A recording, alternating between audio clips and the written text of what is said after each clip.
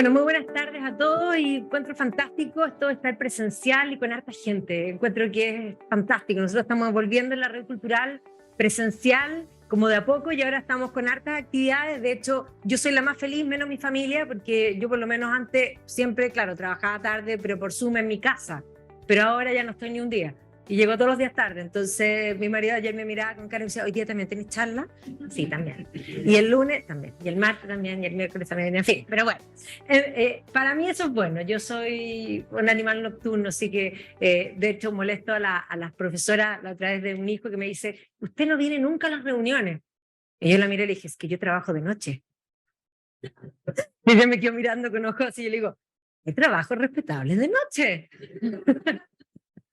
Pero la verdad es que sí, así que qué bueno a las 7 de la tarde congregados aquí. Y además con un tema extraordinario y me alegra mucho que sea yo la que parte, porque vamos a hablar de feminismo liberal, pero en realidad vamos a hablar de mujer. Y vamos a hablar de mujer y yo voy a partir de una perspectiva mucho más antropológica, que yo creo que nos hace falta. Lo que más falta es filosofía, nos hace falta antropología, entender quiénes somos, porque solo quienes comprendemos quiénes somos, podemos saber a dónde vamos. Y eso es tremendamente importante para nuestras vidas. Eliminaron la filosofía del currículum por razones que tenían un objetivo. Además, hoy día, si quisieran reponerla, no habrían profesores para hacerlo. Y los que hay, mejor que no la repongan. Entonces, tenemos un problema que es como circular, ¿ya? Pero por lo mismo, hoy día vamos a tratar de poner cosas en orden. Cuando nosotros hablamos de, voy a hablar de liderazgo femenino, porque nosotras somos las mujeres, primero somos mujeres, y esa palabra es importante decirla y recalcarla, porque una de las cosas que ha hecho el feminismo de la última ola es principalmente diluir lo que es ser mujer. ¿Qué es ser mujer? Una pregunta que la pongo abierta sobre la mesa. Para los feminismos actuales, los más radicales, cualquier cosa se puede ser mujer, cosa de sentir ser mujer. Yo puedo sentir, y aquí voy a llevarlo al extremo, que soy caracol. Ok, ya, ¿y eso me hace caracol? Pregunto. No, obvio que no. Ahora, estamos en una locura que como yo me siento caracol, yo quiero que ustedes reconozcan que yo soy caracol. Y entonces ustedes miran y dicen, ya bueno, caracol. Pero no solo eso. Yo quiero que el Estado reconozca que yo soy caracol y quiero que mi carnet diga que soy caracol. Vuelvo al punto. ¿Todo eso me hace caracol? No. ¿Por qué estoy diciendo esto? Porque ser mujer no es cualquier cosa. Y ser mujer es un modo de ser. ¿Ya? No somos iguales, gracias a Dios. De todas maneras, gracias a Dios. Los hombres o sea, tenemos capacidades y podemos ser iguales ante la ley, pero tenemos capacidades y visiones, formas de ver el mundo, modos de ser que son distintos. Y digo menos mal. Y yo doy un ejemplo concreto en un curso que fuimos a la Universidad de Bath, que también ha entrado con todas estas cosas. La primera vez que fuimos a la Universidad de Bath, al primer curso, habían baños de hombres y de mujeres. Al año siguiente, había baños de hombres, de mujeres y otros. Al tercer año, había un solo baño que decía gender neutral. Y decía abajo, whatever you feel, just wash your hands. Ok, listo. Y nosotros éramos un grupo chileno que estábamos en un curso juntos, hombres, mujeres, incluido, de hecho, un amigo que gay, muy amigo, estaba ahí también con nosotros. Y después de como el tercer, cuarto recreo, que salimos todos juntos, que íbamos al baño, él estaba súper complicado, sobre todo él, sobre todo él. Y entonces me hace la siguiente pregunta a mí, y me dice, Mayra, ¿por qué ustedes conversan en el baño? Yo lo quedo mirando así con el ojo a mi basta y le digo, ¿cómo? ¿Tú no conversas en el baño? Nosotros conversamos antes del baño, durante el baño, después del baño. Nosotros tenemos muchas cosas que decir. Esa es la dinámica femenina, ¿o no? Por eso cuando nosotros salimos entre mujeres y llega un hombre es como, ¿por qué? No es que nos caiga mal, sino que la dinámica cambia. Nuestra dinámica es esa, la de los hombres es otra. Y los hombres lo pasan también muy bien en el Club de Dos y tenemos modos de ser que son distintos. Bueno, y mi amigo después que me dijo eso, yo lo miré y le dije, no eres suficientemente gay. Replantéate. Y sabes que quedó mal. Como que a los 3 días me dice, Maida, ¿en serio te encontrás? Es broma, le digo.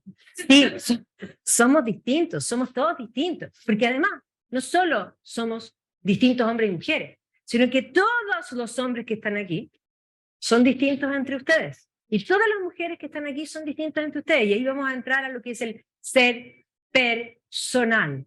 Persona es la minoría más pequeña, el individuo es la minoría más mínima. Pero nos han intentado convencernos de que somos colectivos. No somos colectivos. No hay ninguna otra Magdalena Mervilá en ninguna otra parte del mundo. Nadie es igual a mí. Por eso sí, soy especial. Pero tú eres especial, tú eres especial, tú eres especial. Y cada uno de ustedes es una persona. No hay palabra más inclusiva que persona. Pero la estamos eliminando. Entonces, claro, hoy día tenemos esta idea que sí, ciertamente podemos tener mujeres muy power y tenemos diferencia, insisto en las diferencias de los modos de ser, y los hombres tienen más capacidad física, sin duda. Hoy día llegó la comida del perro, yo me llevé una y después fui a buscar a mi hijo, y le dije, éntralas tú. Obvio, lógico, sí, tiene más capacidad física, pero nosotros tenemos una fuerza interior tremendamente profunda y sí, y que frente a ciertas cosas que nos importan, probablemente somos mucho más fieras, y eso no solamente en el ser humano, porque si lo llevamos, yo tengo 4 perros, y les puedo asegurar que mis perras matan a cualquiera antes que mi perro. Mi perro toma palco. Ya, nosotros tenemos una naturaleza que es distinta. Y aquí muestro, sí, perfectamente en una empresa puede liderar una mujer. Ahora un liderazgo femenino es distinto a un liderazgo masculino. Y yo creo que es muy positivo a muchas empresas porque nosotros tenemos una capacidad interior, y vamos a ir definiendo lo que es ser mujer, que entre otras cosas, debido a que, aunque a las feministas de última hora no les guste, el modo de ser femenino tiene que ver con una potencialidad que puede o no ser acto, que es estar abierto a la vida. Y cuando digo que puede ser acto, estoy citando a Aristóteles, porque nosotros potencialmente somos, yo potencialmente desde que nací, puede haber sido cualquier cosa. Y yo decidí actualizar en mi vida el lado humanista, sin lugar a duda. Pero yo sé que yo soy tremendamente apasionada, y si me hubiese metido en la física, podría haber sido física. Y es más, lo descubrí una vez que hicimos una reunión de profesores de matemáticas, y habían varios apasionados con las matemáticas. Yo, la verdad es que fue al revés, dije, ¿qué estudio? ¿Qué no tiene matemáticas? Así partí, ¿ya? Bueno, matemáticas. Y empezaron a hablar de las matemáticas con una pasión increíble, y después de que hablaron yo dije, yo les agradezco. Acabo de sentir que me perdí algo en la vida. ¿Por qué nadie me habló así de las matemáticas antes? Y eso tiene que ver con el amor y con la pasión. Entonces sí, potencialmente yo pude haber sido muchas cosas, pero actualicé algunas, no todas. ¿Ya? Uno va tomando unas decisiones personales, la libertad es lo que nos marca como seres humanos. Nosotros somos el único ser que no está determinado por su naturaleza. ¿Ya? El rabanito va a ser rabanito. No hay ningún rabanito que despierte en la mañana y diga, no quiero ser rabanito, quiero ser zanahoria. No existe. Eso no existe. El rabanito no solo no puede ser otra cosa que rabanito, no puede no ser redondo y crecer hacia abajo, a menos que la tierra sea muy dura, que a veces salen, yo he visto zanahorias redondas, pero no es culpa de ella, es culpa del ambiente. ¿Ya? Pero básicamente no existe esa rebelión. ¿Ya? Tampoco existe la rebelión del perro. Vuelvo a mis perros, 4 perros, 2 gatos, les puedo decir que tienen también modos de ser distintos, sin duda, pero no tienen un ser personal. Ellos no se saben perros. Y mis perras no se saben gordas. Son inmensamente felices. Se miran digamos, en el vidrio y son felices. Nosotras nos miramos y decimos, nos odiamos, porque tenemos conciencia de nuestro ser. Ya estoy haciendo la diferencia porque hoy día estamos tratando de hablar de animales, de seres sintientes como si fueran todo lo mismo. Y no es lo mismo. Ya nosotros somos racionalmente sintientes. Nosotros comprendemos lo que nos pasa. Al punto que uno va al doctor, y ahora que me tocó ir al gastroenterólogo por un tema que me sentía pésimo, entonces me dice, ¿qué crees que tiene? Mire, yo tengo estrés, pasa esto, y él se mató de la risa y me dice, ¿para qué viniste? Entonces le digo, no, porque me tiene que dar la receta. Miró los exámenes y me dijo, sí, tienes exactamente eso. No soy médico, tengo idea, pero tengo claro qué puede ser lo que está pasando. Y es más, le dije, yo esto es estrés, le dije, pero no tengo tiempo para tener estrés, así que deme algo. Obvio, así que es así. Bueno, entonces, liderazgo femenino hoy día nosotros lo vinculamos, voy a volver ahí atrás, lo vinculamos como con esto, con estas mujeres power hoy día, esta idea de que tienen que ser gobernantes como si fuera algo nuevo, algo nuevo. Yo me dedico al Reino Unido, a Inglaterra, y desde más atrás, desde antes de Inglaterra. Y la verdad es que, perdón, pero en la historia inglesa, la cantidad de mujeres más. Londinium se funda. ¿Quién la quema? Una mujer. Boudica. ¿Y qué dice Casio? No, las fuentes es una maravilla. Dice, Roma, en el fondo, o sea, Londres fue quemada, dice, y para mayor vergüenza, por una mujer. ¿Ya? Y dice, que era más inteligente que el común de las mujeres. Oh, genial. Bueno, pero sí, Boudica, pero no solo Boudica, Matilda, que fue cuasi reina, pero que va a pelear una guerra civil de tú a tú. O sea, a ver, esa idea de que las mujeres no estuvieron presentes en la historia, Matilda, después Leonor de Aquitania, que era de Aquitania, pero se casa con el rey inglés, va a gobernar y va a golpear la mesa y va a ser una mujer intelectual, impresionante. Estoy hablando solo dentro de Inglaterra. ¿Y quién le cambió el pelo a esa isla, que era un reino menor? Isabel I. ¿Y quién convirtió un empire overseas? La reina Victoria. ¿Y quién transformó el mal camino que habían tomado el socialismo para volver al liberalismo? La Margaret Thatcher, y a las feministas no les gusta porque, a ver, ¿es mujer o no mujer? Ah, pero entonces ¿no eran sororas? No, pues no es sororidad, es ideología. Ok. Entonces, esto no es nuevo. Las mujeres gobernantes han sido muchas. Y les puedo asegurar que han hecho temblar a muchos hombres. María Teresa de Austria hablaba de Federico el Grande como ese pequeñín hombre. No tenía tan claro si era tan hombre, pero en todo caso era un paso a la historia como The Great. Y sí, es genial. Pero esto no es nuevo, es un poco para plantear. Y aquí me quiero ir a una feminista que nunca la van a mencionar. Y no la van a mencionar, pero aquí yo voy a decir que es una de las grandes intelectuales del siglo XX, digamos, del siglo XX. Y ya que no voy a poder entrar en detalles en ella, en mi canal de YouTube liberé la clase de la Edith Stein. Véanla, porque es más, yo no es que cuando me tocó hacer su charla, leí, y terminé leyendo mucho más de lo que me había propuesto leer, porque es fascinante, es impresionante. Cuento corto, la primera mujer que tiene una cátedra de filosofía en la historia. Ayudante de Edmund Husserl, gran filósofo de fenomenología. Judía, que va a partir siendo atea, se va a convertir en atea, una familia religiosa, atea, que luego de eso se va a convertir al catolicismo, luego se va a hacer monja carmelita, me estáis molestando, ¿ya? Y finalmente va a morir como judía en Auschwitz. Esa sí que es una historia. Gran historia. Pero ella va a ser una mujer que piensa, y piensa cantidad. Y ahí ella va a plantear, tal y cual, dice, no hay ninguna profesión que no pueda ser ejercida por una mujer. Ciertamente, hablamos de lo físico, nos puede costar más, pero ella es la que acuna el concepto, siendo feminista, antes de, ella le va a tocar la pelea de las primeras feministas, la idea del voto incluso, que evidentemente eso tiene una justicia importante, porque ahí podríamos decir una causa justa que se va a ir pervirtiendo. Yo siempre me consideré feminista en mi vida antes.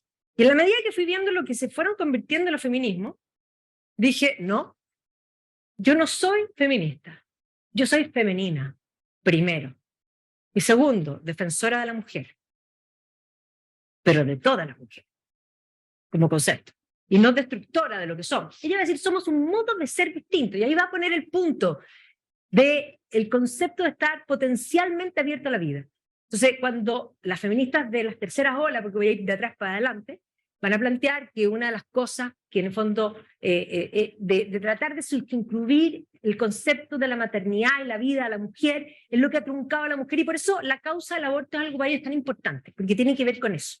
¿Ya? Pero entendamos que la vida es algo que la tenemos adentro, que podemos potencializarla o no, no porque no tengas hijos no vas a ser plenamente mujer, y no porque los tengas dejas de serlo, ¿ya? O sea, ambas son igualmente mujer, pero tenemos una capacidad que nos permite, es eso, biológicamente, que nuestro cuerpo está preparado para eso, que nos permite, entre otras cosas, como somos mujeres, cuando dicen las mujeres pueden caminar y masticar chicle, sí es verdad, y varias cosas más, pero tiene que ver con eso. Nosotros tenemos una capacidad de awareness, es decir, de estar atenta, así como los hombres tienen, lo decía la Mara yo recién, sordera, como digo yo, testicular, que tiene que ver con escuchar lo que quieren escuchar y no escuchar lo que no quieren escuchar, pero es voluntario. Nosotros tenemos una sordera que tiene que ver con el cuidado. Puede haber cualquier ruido en la casa, las que somos mamá, uno al tiro, cualquier ruido en la casa, pero basta que alguno de los niños acá, y uno se despierta. Entonces me estáis molestando. Pero ¿cómo? ¿Cómo lo escuchaste? Lo escucho. Y eso no es solo para las madres, sino que tenemos esa posibilidad como de cuidado. Por eso digo que las jefas mujeres tienen esa posibilidad como de aglutinar. Tenemos esa cosa así como gallinesca, podríamos decir, en cierta forma. Y allí, evidentemente, la Einstein entra en eso. Es más, hoy día los feminismos actuales han acusado a todos y empiezan con cualquier cosa contra la mujer, en el fondo hay que eliminarlo, el machismo, y todo es machista. Incluso algunos dijeron y tocaron a mi adorado Tolkien. Y ustedes comprenderán que Tolkien no era un machista, ni un poco. Tampoco era un racista, ni mucho menos. Toda la Tierra Media es un mundo inmensamente diverso que representa a los distintos tipos humanos. Pero no solo representa a los distintos tipos humanos, sino que a la mujer le da un lugar especial. Y le da un lugar muy especial, que tiene que ver con su amor profundo, que es el catolicismo, porque él es un católico, no solo un católico de misa diaria, ¿ya? Pero además es un medievalista, es un tomista, es un hombre de realismo filosófico. Entonces, evidentemente, tiene que valorar a la mujer como concepto personal. Pero además, desde el catolicismo, el concepto, podríamos decir, de la pureza de María como concepto, ¿ya? Porque, claro, hemos reemplazado a María en la historia de la Occidente. María fue reemplazada en la Revolución Francesa por Marianne. Miren el nombre, le cambiaron de María a Marianne, ¿ya? Y de ser pura y blanca, algunas tienen el manto azul, bueno, lo que quieran, ¿ya? La pusieron con una sábana, ¿no es cierto?, y despechugada, ¿no es cierto?, y guiando al pueblo. Marianne, guiando al pueblo de la Croix, es un ícono, ¿ya? Pero es, en el fondo, reemplazar, porque la Revolución Francesa y el racionalismo es una sustitución de una realidad que era la cristiandad. Y para poder crear algo nuevo había que descristianizar, y entre descristianizar había que cambiar a María por María. Bueno, él va a considerar, en esa visión, sus personajes femeninos son extraordinarios. Y efectivamente, el rey brujo, y ahí marcamos la diferencia, él marca la diferencia, el rey brujo dice, la profecía dice que yo no puedo ser muerto por ningún hombre. Y ella le dice, yo no soy hombre, pongo la película porque les queda más claro, soy una mujer. Yo no soy hombre, soy una mujer. Yo no soy hombre, soy una mujer. Y mi forma, mi modo de ser femenino determina muchas de mis acciones y mis cosas, mis prioridades. Que nosotros tenemos dinámicas que son distintas. Me fascina esto que plantea Goldwyn, que no sé si han leído a Goldwyn, pero claro, El Señor de las Moscas, que lo leímos recién en nuestro club de lectura y que le sacamos una cantidad de puntas que quedaron todos impresionados. Es un librito de este porte, con un argumento muy sencillo, pero efectivamente el ser humano tiene en su interior ángeles y demonios. Y nosotros podemos decidir, porque somos libres, sacar a uno o sacar a otro. Sacar lo mejor de nuestra versión o lo peor de nuestra versión. Y lo podemos hacer. Y eso depende de nosotros. Pero él lo va a plantear aquí me fascina esta frase. Dice, creo que las mujeres están locas, dice, si pretenden ser iguales que los hombres. Son bastante superiores y siempre lo han sido. Cualquier cosa que les des a una mujer, lo hará mejor. Si le das esperma, te dará un hijo. Si le das una casa, te dará un hogar. Si le das alimento, te dará comida. Si le das una sonrisa, te dará su corazón. Engrandece y multiplica cualquier cosa que les des. Eso no es una frase machista. Eso es todo lo contrario. Eso es una frase de admiración, ¿ya? Y por eso la pregunta es, ¿qué es ser mujer? Que evidentemente pasamos de un feminismo que quería votar, ¿ya? Que quería terminar, porque la palabra feminismo yo no la quiero usar más. Entendamos que yo la usaba antes porque era lo que estaba sobre la mesa y porque además yo venía de una familia cuya madre también había peleado. Mi madre siempre fue definida como alguien que era feminista, representó a la mujer en la ONU. O sea, era precisamente una mujer que venía defendiendo a la mujer, que hizo un montón de leyes que tienen que ver con la familia, con respecto a la precariedad de las leyes de matrimonio, que sobre todo en sociedad conyugal, cuando todo quedaba de él y se disolvía el vínculo, ellas quedan sin nada. ¿Ya? Obvio. Y creó, entre otras cosas, porque pasamos de eso a la separación de bienes, que es lo tuyo, lo mío, y después oculto lo que tengo. Pero hay un tercer elemento que lo inventó mi madre, y que se llama participación en las gananciales. ¿Y qué es eso? Lo mío es mío, lo tuyo es tuyo, antes del matrimonio. Y todo lo que construyamos en conjunto, nos vamos a media. Y es súper justo. ¿Y por qué es justo? Mi marido gana mucho más que yo. Obvio que me conviene más a mí. Pero mi marido gana más que yo, pero él ha podido hacer todo lo que ha hecho porque yo también he hecho muchas cosas, pero he postergado muchas otras. Somos una sociedad. Yo siempre digo que mi mayor socio, mi mayor partner, es mi marido. Pero por lejos. ¿Somos partner o no somos partner? Yo con mi socia nos vamos a media. Cuando hago sociedad con alguien nos vamos a media, porque no en algo tan serio como la familia, que sería la base de la sociedad, no nos iríamos a media.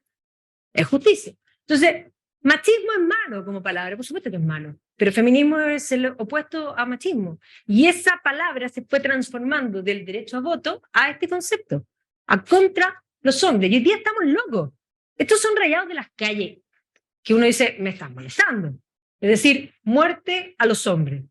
¿Muerte a los hombres? No, yo no quiero que se mueran los hombres. Un macho muerto, un femicidio menos, muerte al macho. O sea, perdón, pero hemos creado un nuevo tipo de, porque hasta donde yo sabía en la historia, el marido que mataba a una mujer se llama uxocidio, ese es el verdadero nombre.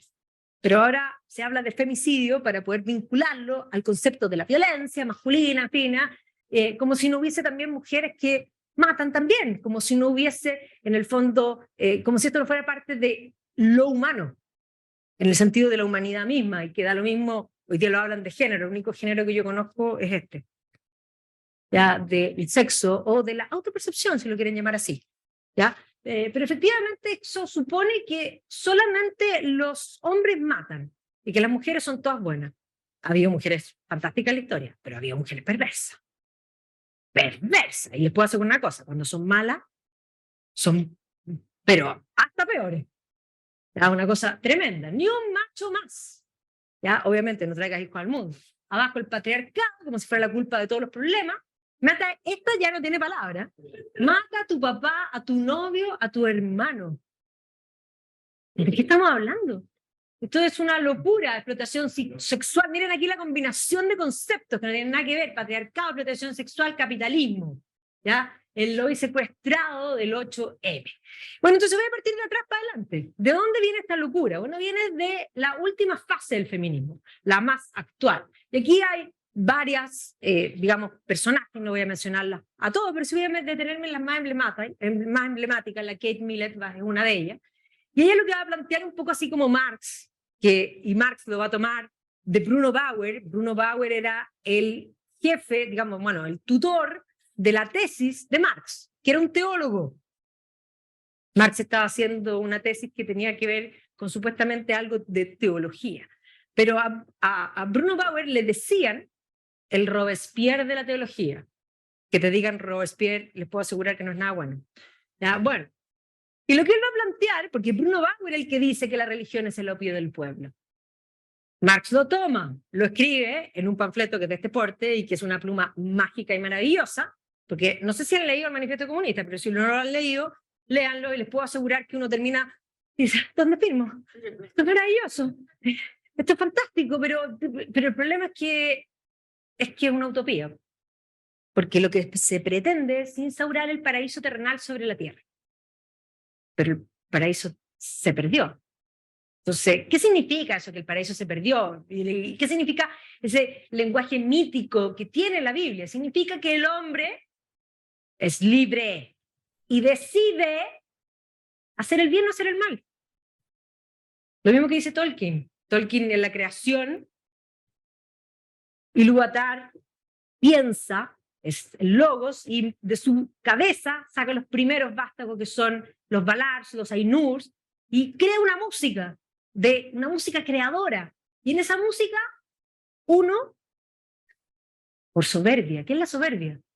La soberbia es creer que uno es más que Dios. Miren el concepto.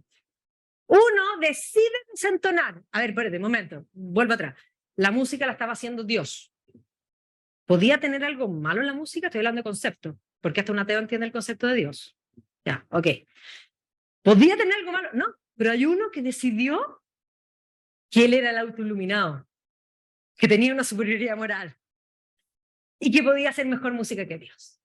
Y decidió cambiar la voluntad divina. Esa es la libertad. ¿Y qué hizo Dios? Lo permitió. ¿Y por qué lo permitió? Porque nos hizo la imagen y semejanza. ¿Cuál es el concepto de imagen y semejanza? Si Dios es libre, nosotros también. ¿Y cómo te hace libre? Te hace libre dejando que la embarres. Tengo una amiga que el otro día me dice, ¿cómo? ¿Tú no tienes esa cosa para ver dónde están tus hijos?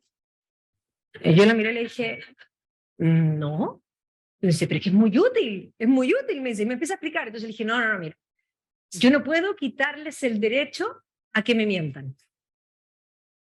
Yo espero que no me mientan, pero son libres de mentirme. Ahora, si me mienten, tienen que asumir las consecuencias de lo que significa mentirme. La libertad y la responsabilidad van de la mano. ¿Ya? Y obviamente que toda acción tiene consecuencias. Entonces, ella lo que dice, un poco tomando esa línea, el amor ha sido el opio de las mujeres. A ver, el amor es el opio de las mujeres. La persona humana, racional, única y irrepetible, se torna plena solo en el amor, busca el amor. Y busca el amor en la vida, que San Agustín diría que es cupiditas, porque él hace una distinción. San Agustín dice que hay dos tipos de amores. Cupiditas es el amor que teme perder, es el amor terrenal. Uno siempre piensa, y bueno, y si se va con otro, y si no, y si lo pierdo, si le pasa algo. Y ese amor no es solo para la pareja, es para los hijos. Y si le pasa algo, el amor que teme perder. Y entonces San Agustín explica que el único amor verdadero que no teme perder es el que se centra en lo eterno, y lo único eterno es Dios. Y nosotros tenemos una dimensión trascendental. Entonces, el amor no nos hace ni esclavos, ni mucho menos, nos hace personas, porque nos obliga, y es lo único que construye sociedad, porque el amor, el verdadero amor, sale de uno y renuncia a muchas cosas por el otro. Ojo, entonces el amor es el opio de las mujeres, o sea, ya no está discriminando como persona humana, ni siquiera como mujer. Ya es como la religión a las masas, o sea, hace la comparación marxista, está claro que la raíz era marxista. Mientras nosotros amábamos, los hombres gobernan. No hubo ninguna mujer gobernante en la historia. No hubo ningún hombre que amó tampoco, según ella. Eso es absolutamente estúpido. Uno de los mitos favoritos de la mentalidad conservadora consiste precisamente en que toda mujer es una madre en potencia. Y lo es, pues. Lo que pasa es que si no te cuidas, eres madre, pues. A menos que tengáis un problema, pero en potencia lo eres. Puedes no ser apto, pero de que en potencia lo eres, lo eres. Biológicamente está negando esta es terraplanista, porque está negando la biología, está negando a la persona y está negando la biología. Y obviamente que eso va a llevar a más teóricas, como la Germaine Greer, que va a hablar de este concepto de la mujer eunuco, donde tienes que eliminar tu concepto sexual para ser tú, y obviamente que eso va de la mano con el concepto del aborto y de la libertad. Y ahí viene la pregunta, yo creo en la libertad profundamente, y como creo en la libertad, yo creo que una mujer es libre de hacer, y aquí agrego, con su cuerpo, ciertamente, lo que quiera. Le gusta mucho Tolkien, le gustan los elfos y se quiso hacer orejas de elfo. Bien por ti, lo encuentro curioso, pero ya, problema tuyo. Te quisiste poner un piercing, te quisiste sacar los lunares, te quisiste cambiar el pelo, en fin, lo que quieras, y eso es tu cuerpo. Pero lo que está dentro tuyo no es tu cuerpo, es un otro. Y ahí viene la pregunta, ¿tú tienes derecho a decidir por un otro? Que más encima no le pudiste preguntar y no pudo aceptar, o sea, el más inocente de todo. Más allá de todo, de lo grave, porque siempre lo llevan a la situación más extrema. Incluso en la situación más extrema, ese otro no tiene la culpa. Heavy, difícil. Ay, ¿quién dijo que era fácil? Si el problema es que hoy día queremos todo fácil, pues. Pero las decisiones morales no son fáciles, son difíciles. Son súper difíciles.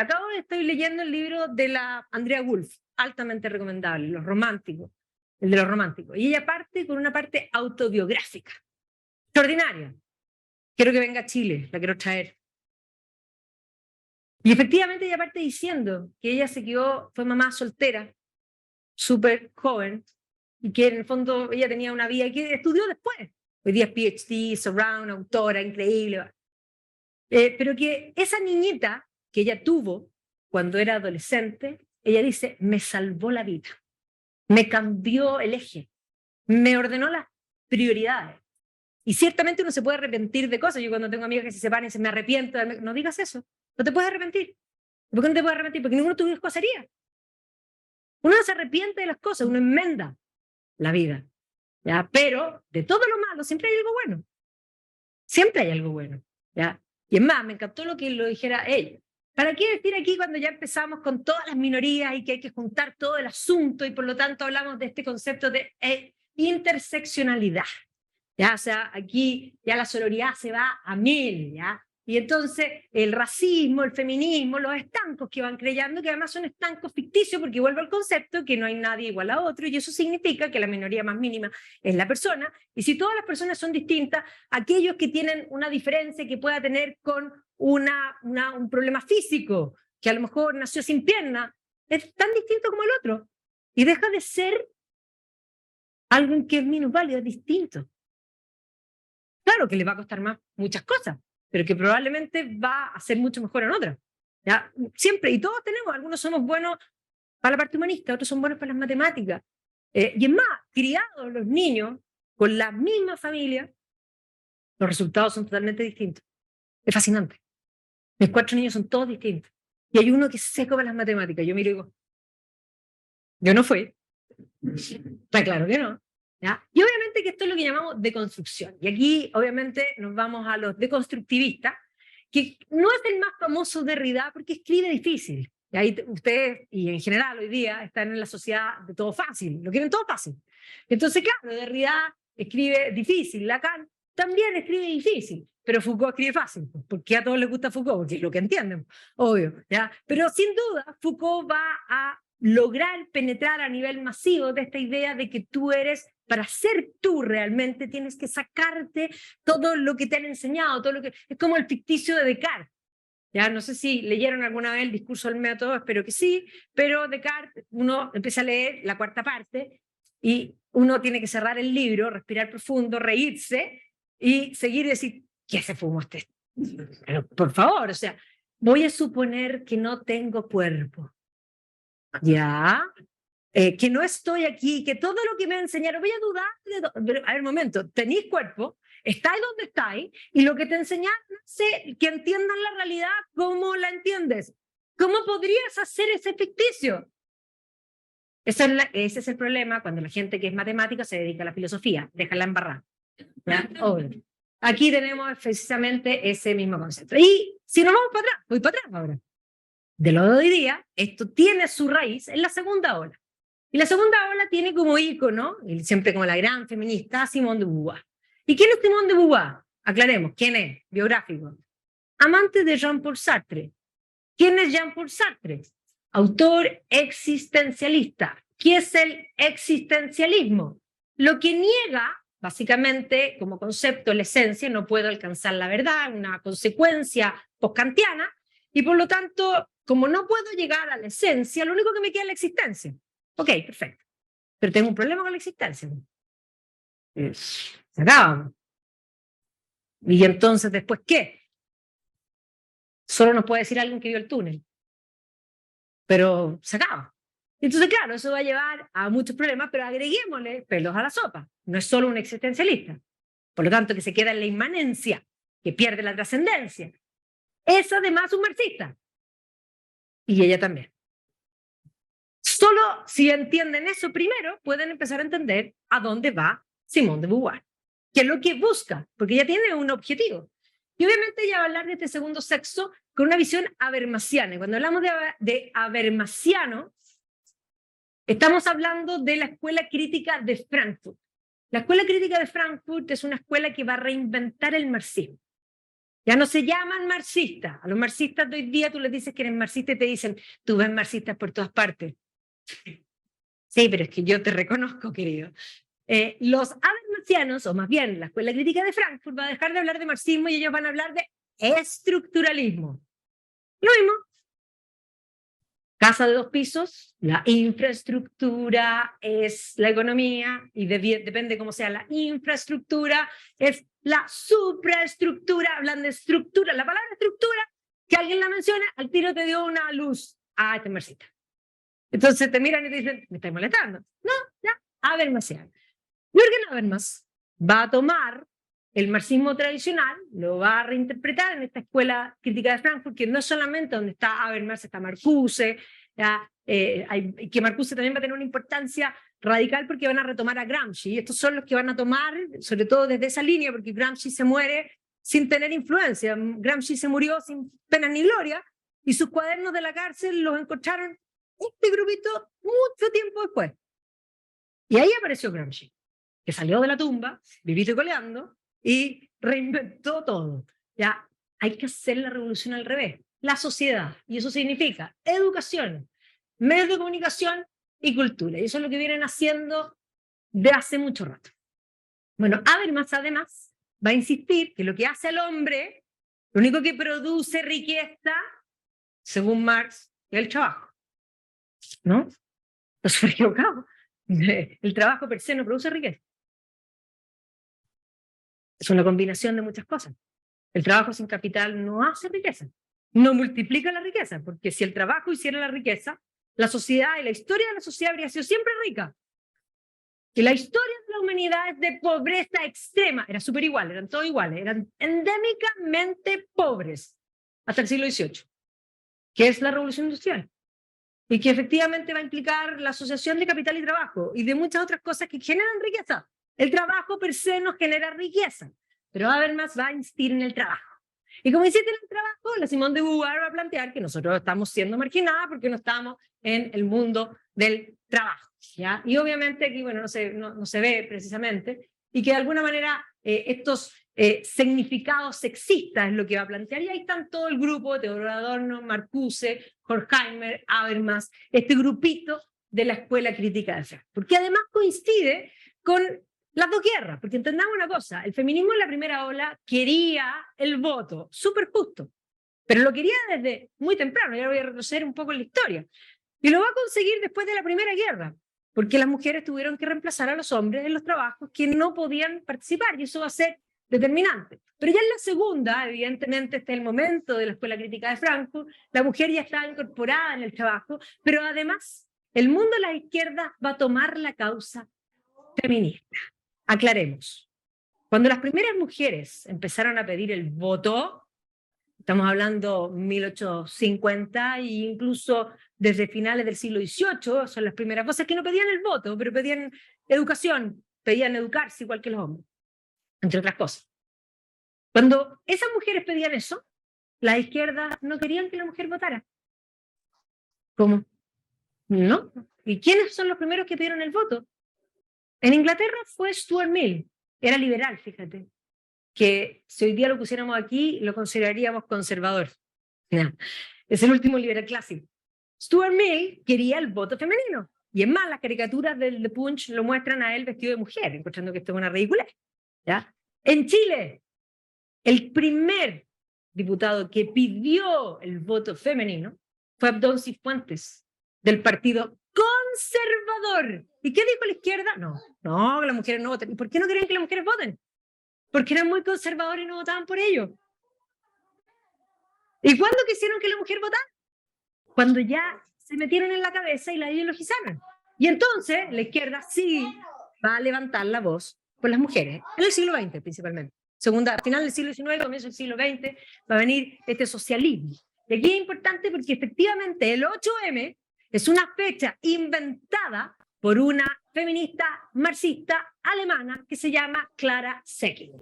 Es una fecha, igual que el 1 de mayo, instrumental del Partido Comunista, que el mundo entero masticó y consideró que el día, finalmente la ONU puso el Día Internacional de la Mujer. Para mí, todos los días son mi día, porque yo soy igual que Wonderland.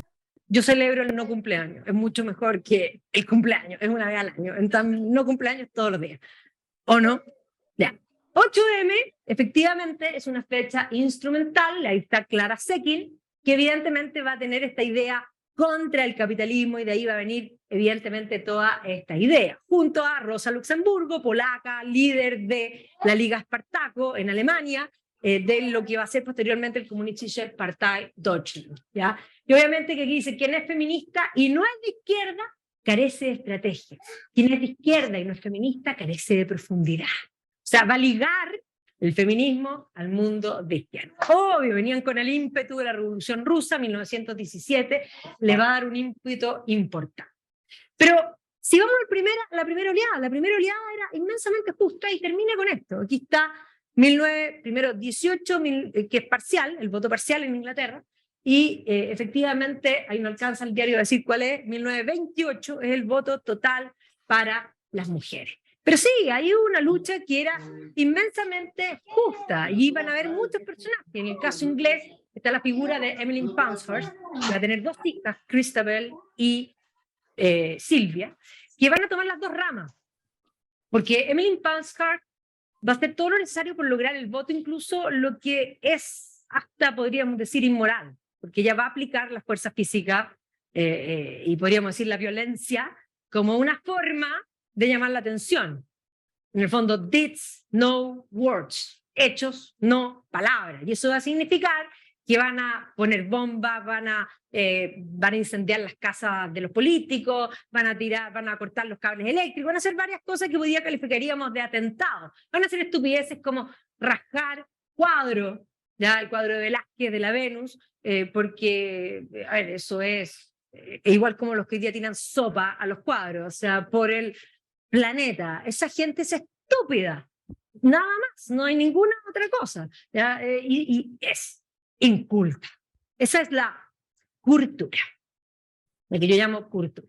Pero Emmeline Pankhurst va a partir en una posición, va a lograr el voto y ella después va a ser una mujer conservadora. ¿Ya? Y va a ir por incluso va a ir por política por el Partido Conservador.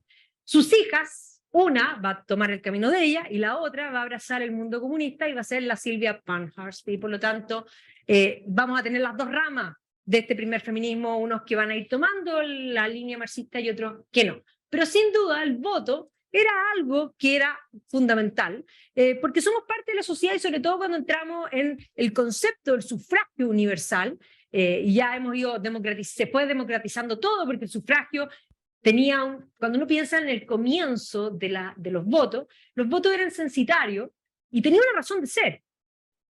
Y tenía una razón de ser, y la razón de ser era que tú tenías que tener, nadie que no tuviera algo que perder podía hacer leyes referentes a las propiedades de otros. Porque si tú no tienes nada que perder, entonces obviamente que a ti te gustaría legalizar hasta el robo, ¿por qué no? Porque expropiar es robo, con todas sus palabras. Bueno, el que tiene que ver evidentemente con eso. Se va a ir ampliando el voto y va a llegar un minuto en que ya se va a ampliar a los hombres y obviamente que lo lógico era incorporar también a las mujeres en este concepto democratizador, que se va a ir dando principalmente durante el siglo XIX.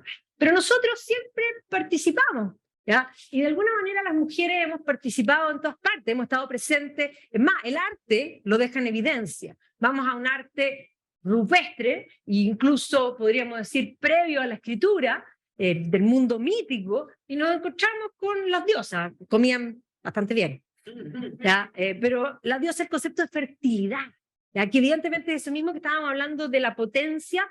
Las deidades femeninas en general van a tener que ver con la fertilidad, porque el ser humano vivía ¿y por qué vamos a pasar de el culto, podríamos decir, a la luna, de los cazadores-recolectores, al sol, cuando ya se tornan sedentarios? Porque dependíamos, el problema del hombre de ese entonces era comer.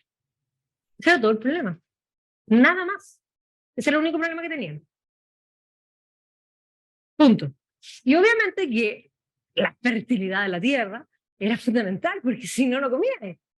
Lógico, ¿ya? Entonces el arte rupestre nos muestra, por una parte, a los cazadores, porque tenían fuerza física mayor, y los recolectores muchas veces eran mujeres, pero la dueña de la cueva, la dueña de la casa, la jefa de la casa, siempre fue la mujer. Y no fue dueña ahí. en toda la historia. Pregúntenle en mi casa quién es la jefa. Mi marido no se muere un segundo y decir, pregúntenle a la jefa. Yo mando. Podemos pedir opinión, pero sí, tenemos esa cosa que evidentemente, o puede ser que también es porque uno se enoja más. O sea, eso también es cierto.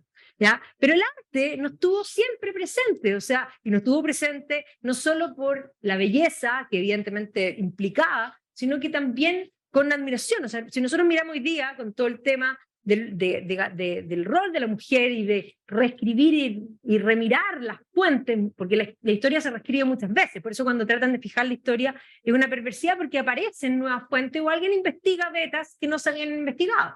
Pero evidentemente que cuando se sacan estos libros de las mujeres, nos encontramos con mujeres increíbles en el mundo antiguo. Está mi Boudica, que es extraordinaria, una historia impresionante, pero nos encontramos cuando llegamos al mundo medieval con una cantidad de mujeres importantísima, incluso en aquellas cosas que podríamos decir totalmente vedado para las mujeres.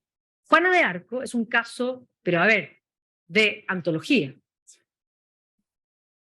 Ella, de no saber leer y escribir, a los 16 años, teniendo una visión, va a lograr convencer, ella era campesina, a los políticos importantes de que la tienen que escuchar. Eso ya es increíble. O sea, ya con que haya llegado a la corte y haya podido decir lo que pensaba, ya es increíble. Pero no solo eso, no le creyeron, o no podían creerle tan simplemente, porque si las voces no eran de Dios y eran del demonio, se va a someter a exámenes físicos para probar que es doncella. En el siglo XIV, esa cuestión no tiene que haber sido nice. Ok. Pero además se va a someter a la junta de los teólogos, tenía 16 años. Eso se llama determinación. Y después de eso, que ya le van a dar la pasada, va a comandar los ejércitos y va a saber de estrategia militar, me estáis molestando. Y va a dar vuelta a la guerra. Ella es la patrona de Francia porque si esta mujer no hubiese aparecido, Francia no existiría. Sería Inglaterra y hablarían inglés. ¿Got it? Así de importante. Murió a los 19, por si acaso. Ahora, no solo Juana de Arco, estoy mostrando ilustraciones medievales. Esta es una ilustración medieval, vemos una corte, ahí está la dinámica femenina, lo están pasando chancho, han conversado cantidad, y ellas están haciendo justas, o sea, deporte de lo que era hombre. ¿Para qué decir? Si pensamos en la antigüedad, Hipatia hoy día ha estado bastante, una matemática súper importante, y si miramos en el mundo antiguo hay varias mujeres importantes. Esto es Pompeya. Como, a ver, momento, primero hay que decir eso es Pompeya y esto que está aquí es en Sicilia, ¿ya? Donde pueden decir los bikinis no son una invención moderna, lo inventaron los romanos, como la loza radiante, como miles de otras cosas más, también lo inventaron los romanos. ¿Ya? Pero sí, la cosa física, pero lo intelectual también. De tener una mujer que claramente sabía leer y escribir en un mundo donde algunos sabían leer y escribir y la gran mayoría no, y por eso existían los escribas. Esta mujer es la mujer más inteligente que existió en toda la historia. La única mujer que en su biografía aparece polímata. ¿Qué es polímata? Leonardo da Vinci era un polímata. Alexander von Humboldt es un polímata, hacía todo. Hildegarda de Bingen. Hay una biografía ahora nueva que se llama Hildegarda, que tiene como un ojo así, un detalle. Léanla. Tengo que decir que es increíble. Es visionaria. Ella tenía visiones, pero no solo tenía visiones, sino que estas visiones las va a empezar a describir, las va a hacer que un monje, ella le dictaba a un hombre que anotaba, porque eran 2 conventos, ella va a ser monja en un convento que estaba afiliado a un convento, digamos, que era masculino y que habían abierto la sección femenina, porque entendamos que este es un momento donde todo lo que es el monacato era inmensamente intelectual y era también de élite, porque la gente de bien mandaba a sus hijos al monasterio y mandaban la dote, igual como cuando casaban a los hijos, la dote implicaba plata. Y por lo tanto hacían fundraising de tratar de reclutar a las jóvenes de bien para que traigan las lucas. Eso es igual, ha sido igual siempre en la historia. Bueno, Hildegarda tenía estas visiones, las va a escribir, no solo las va a escribir, las va a hacer ilustrar, los libros de sus visiones son una cosa impresionante, que además son de una profundidad increíble. Pero además, ella va a incursionar en medicina.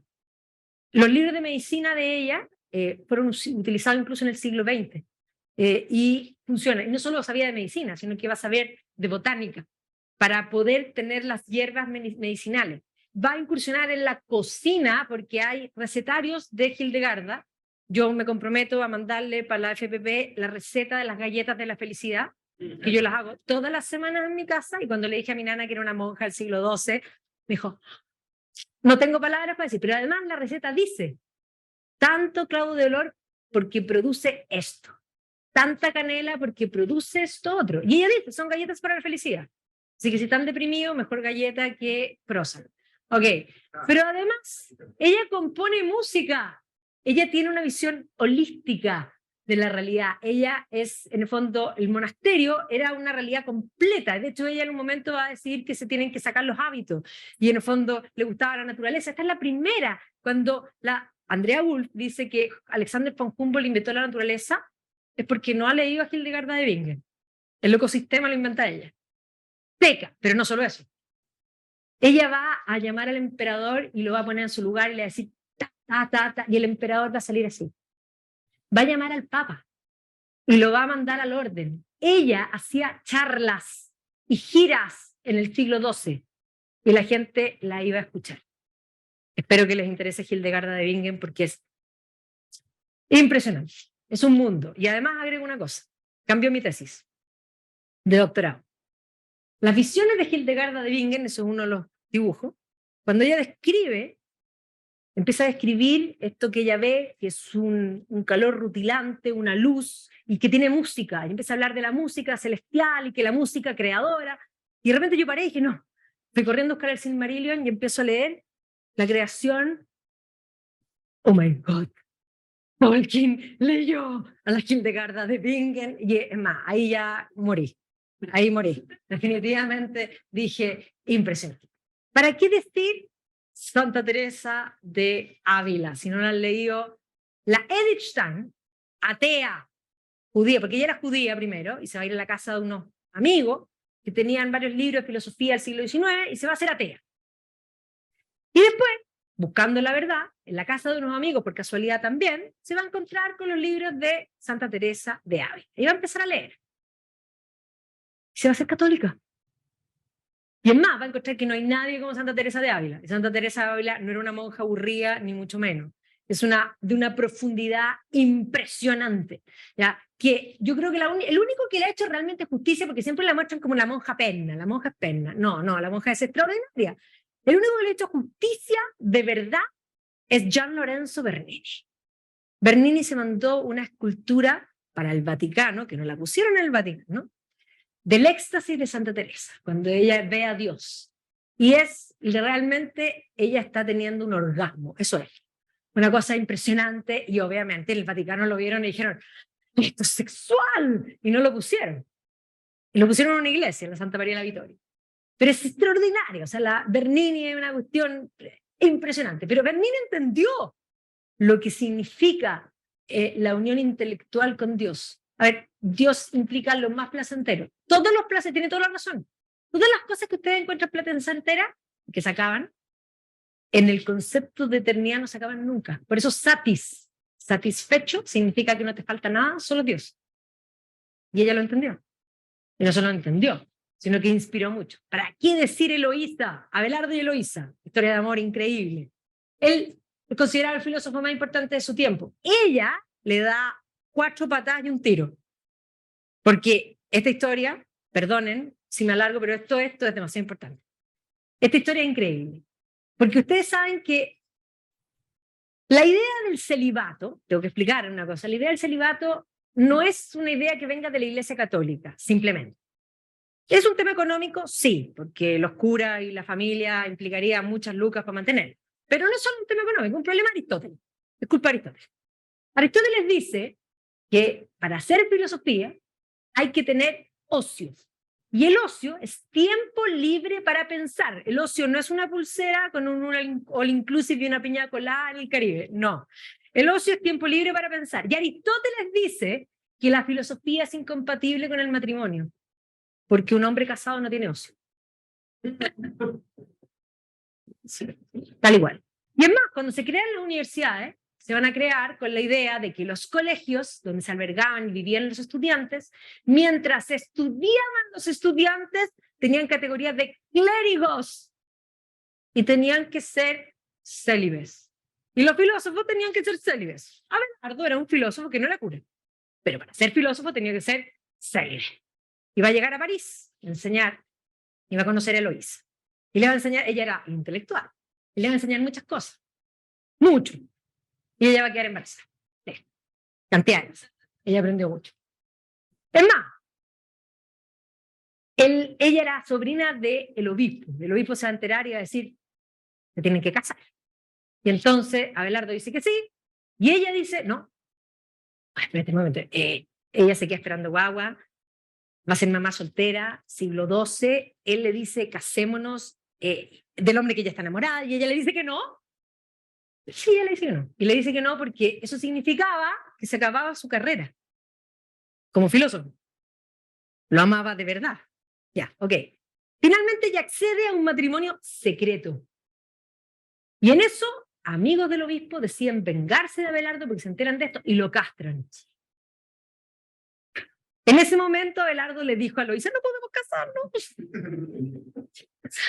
Y entonces él se va a un convento y ella se va a un convento, a ella la mandan a un convento donde va a tener a su hijo que le pone astrolabio, imperdonable, nadie pone el astrolabio a un hijo. Pero bueno, pobre Astrolabito vivió dentro del convento y se van a escribir cartas. Esta es la mejor teleserie, esas cartas están todas, las cartas de Abelardo y Eloísa. Y uno va leyendo y uno se da cuenta de varias cosas. Primero, ella lo quería mucho más ella a él que él a ella. Él era un narciso, él se quería a él, se creía el tapón del océano. Ella, que va a ir pateando la piedra al convento porque no quería ir al convento, va a ir creciendo y va a llegar a ser abadesa. Él va a escribir un libro que se llama Historia Calamitatum, de mis calamidades, que además no fueron nada culpa mía, es culpa de la sociedad, es culpa del empedrado, es un estúpido.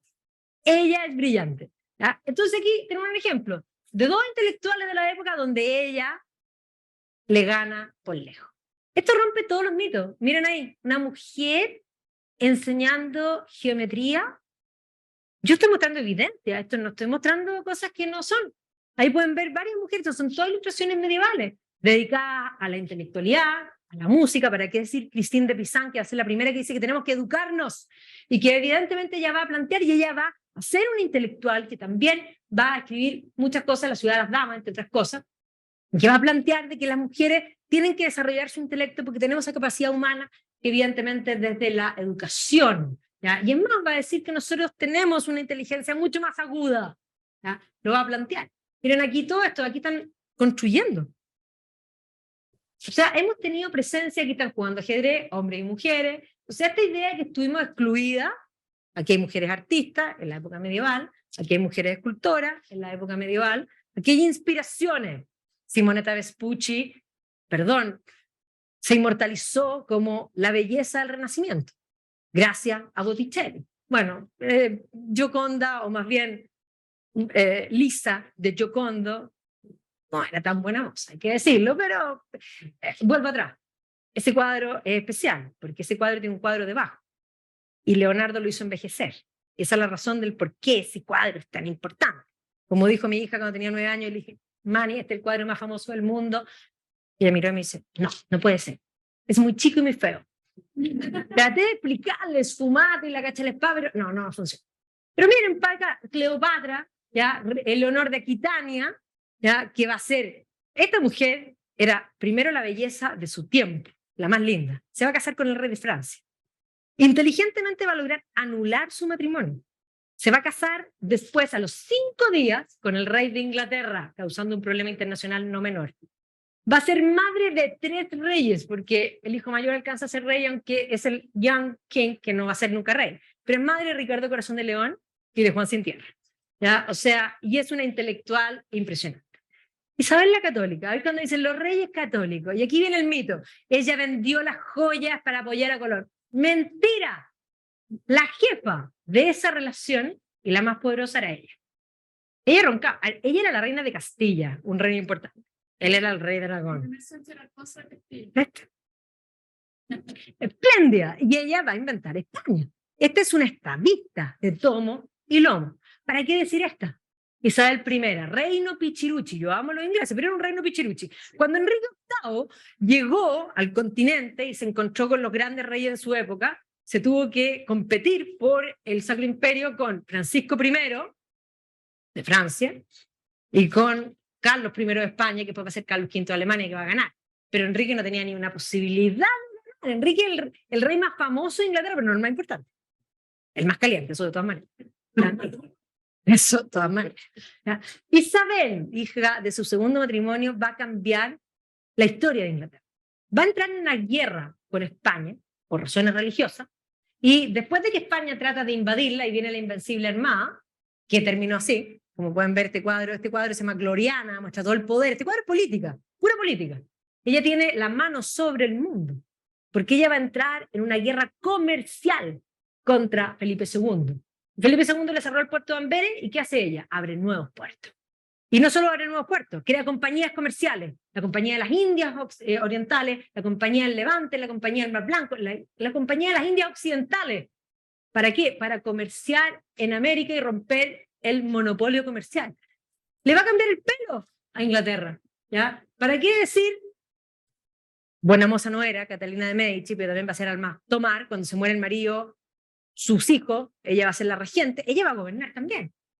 Catalina la Grande, alemana, más viva que el hambre, sí. ¿Ya? Y también una mujer de poder. María Estuardo va a terminar mal porque va a ser una persona que va a dejar que sus sentimientos vayan sobre su racionalidad.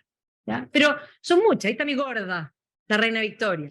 Y aquí está Isabel, que se nos acaba de ir. Entonces, la verdad es que las mujeres han estado presentes siempre. Y solo voy a terminar con esto. El primero en hablar de conceptos de igualdad y de participación de las mujeres es un hombre, y es un cura. Eso sí que no les gusta a la feminista. Pero sí, es el primero. Es un hombre y es un cura. Y tal y cual, él va a inventar esto. Y de ahí van a venir, es más, Rousseau, el que va a ser la base de todo el marxismo, va a considerar que las mujeres son poquita cosa. Así que aquí se ha construido un relato que no es verdad, que no es cierto. Y ahí van a aparecer las primeras feministas modernas, donde va a aparecer entre ellas Olympia de Gouges o la Mary Wollstonecraft, que escribe The Vindication of the Right of Woman, y ahí ya nos enganchamos en la historia que recién planteamos. Mary, además, es la madre de Mary Shelley, que se va a casar. Ojo, ella decía que ella no creía en el matrimonio, se quedó esperando guagua, se demoró 5 minutos y medio en casarse. ¿Ya? O sea, la verdad es como algunas que dicen que no les gustan los machos opresores, pero buscan al más macho. No sé, hay algunas que están así como en la prensa. Lo digo, lo dejo ahí dando bote. ¿Ya? Así que eso. Bueno, quedo con Mary, que me gusta porque yo la he trabajado harto y ahí entramos en varias victorianas que pelearon varias batallas, que fueron súper importantes porque la época del siglo XIX, precisamente, o sea, este liberalismo, nos va a reprimir. La mujer era mucho más libre en la Edad Media de lo que es en el siglo XVIII y el siglo XIX. En el siglo XIX, y ahí tengo a mi querida Jane Austen, comienzo del siglo XIX, una mujer, si no se casaba, no tenía ni una opción. Pensemos en Downton Abbey. No podían heredar la casa, las niñitas. Pues tienen que llamar al primo, que se llama se hundió en el Titanic. ¿Ya? Una cosa que uno dice, pero ya. Pero las mujeres no podían heredar. Entonces, cuando uno lee Pride and Prejudice, dice, ay, novela romántica. No, Pride and Prejudice no es una novela romántica. Es una novela donde Jane Austen es técnica. Jane Austen te dice todo lo que gana cada uno. El señor Bingley tenía una renta de 4.000 pounds. Eso es muy buen mozo. Pero el señor Darcy tenía una renta de 10.000 pounds. Eso es mucho más buen mozo. Bueno, gracias porque siempre tienes una tremenda disposición y tremenda presentación que nos acabas de dar hoy para iniciar este curso. Y quiero que despedamos a Magdalena con un gran aplauso.